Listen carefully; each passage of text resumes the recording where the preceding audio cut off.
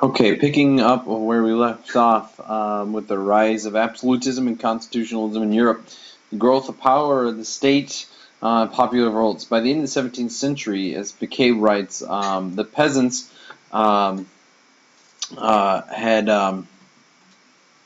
excuse me, by the end of the 17th century, the leveraged peasants had disappeared with larger governments and militaries, which suppress popular uprising and enforce the king's representative body's will. What that essentially means is that as the king's power grew and as military and the bureaucracy grew with it, the king was able to oppose his will over any kind of peasantry which was trying to revolt. So that's one way in which the king is able to take care of another check on his power is his large military allows him to enforce the law and order over the peasantry, over the lower classes. So what we're going to see here when we look at France is we're going to see not only will King Louis XIV effectively be able to control the peasantry, but he's also going to be able to control the nobility. And we're going to see how he breaks down their check on his power as well. So we're first going to look at Spain, because a lot of historians write about how Spain was an early model for absolutism, although the ultimate model being the French. The French absolutist state is the absolutist state. But when we look at Spain in the 1600s, we can see aspects of absolutism in Habsburg Spain. So I think it's important to look at that and kind of examine to see if we can see those commonalities of absolutism.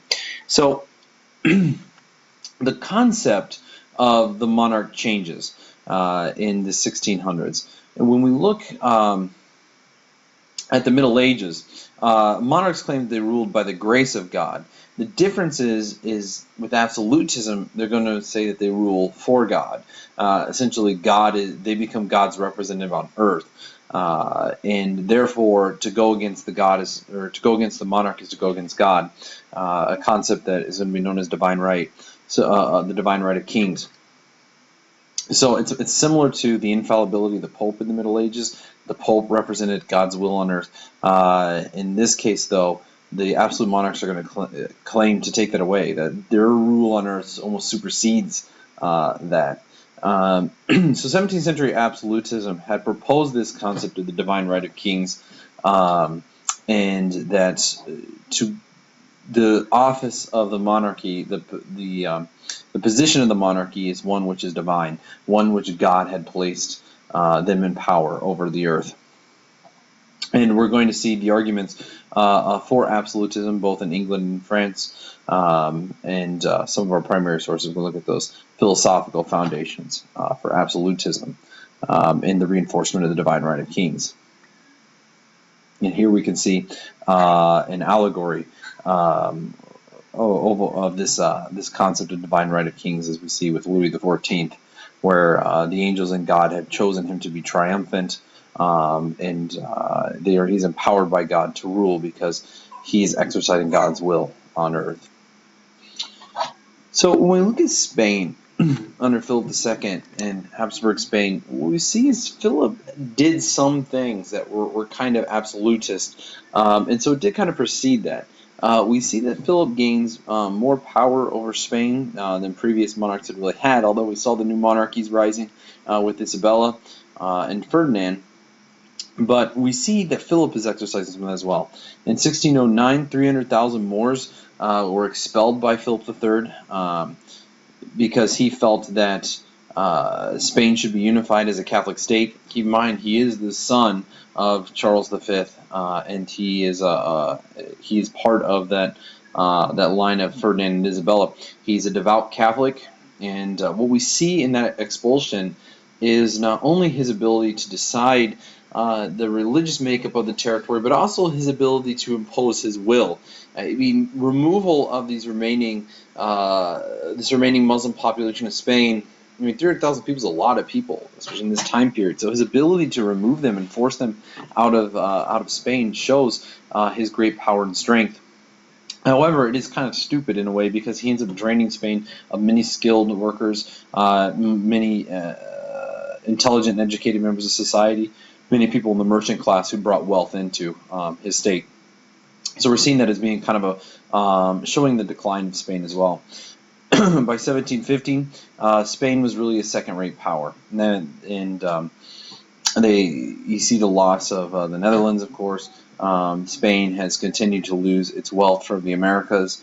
It never really develops its industries in the way that by 1715 France and England and the Dutch are developing their industries. And so really it kind of goes back to that concept of the changing of the guard.